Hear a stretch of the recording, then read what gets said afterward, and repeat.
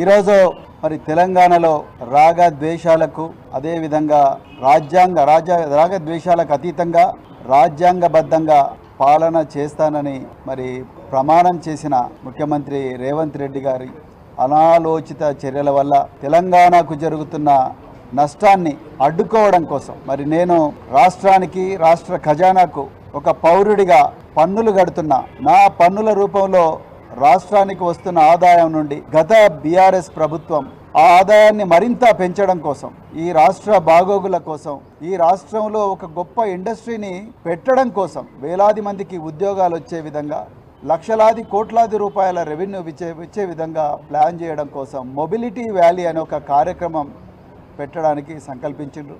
అందులో భాగంగానే మరి గత ప్రభుత్వం ఫార్ములా ఈ రేస్ అని ఒక రేసును కూడా నిర్వహించడం జరిగింది.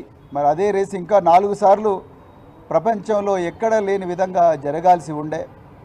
కానీ ఈరోజు రేవంత్ రెడ్డి గారి అనాలోచిత చర్యల వల్ల ఆ మొబిలిటీ వ్యాలీ రాకుండా పోయింది. దానివల్ల ఒక పౌరుడిగా, ఒక పన్ను కట్టే సిటిజన్గా, రాష్ట్ర ఖజానాకు పన్నులు కడుతున్న ఒక సిటిజన్గా నాకు నష్టం జరిగింది, ఆ తెలంగాణ ప్రజలకు నష్టం జరిగింది. తెలంగాణలో వేలాది ఉద్యోగాలు వచ్చే అవకాశం చేతులారా కోల్పోయినాం మనం. మరి ఇందులో ముఖ్యమంత్రి రేవంత్ రెడ్డి గారిని కూడా ప్రశ్నించాలి. వారి పాత్రనే ఎక్కువగా ఉన్నది.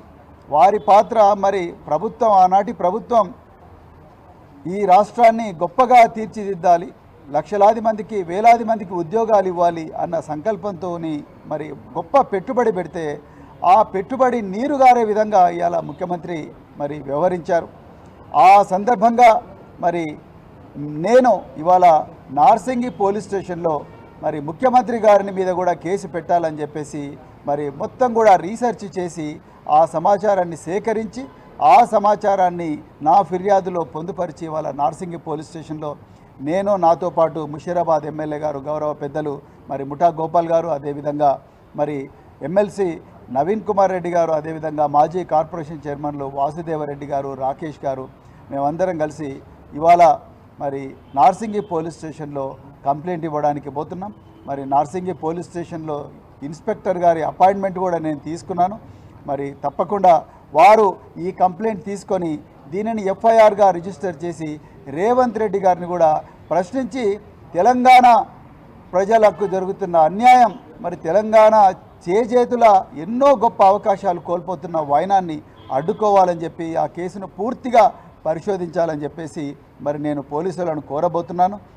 అందులో భాగంగానే ఈరోజు మేము నార్సింగి పోలీస్ స్టేషన్లో పోయి అక్కడ కంప్లైంట్ దాఖలు చేస్తున్నాం.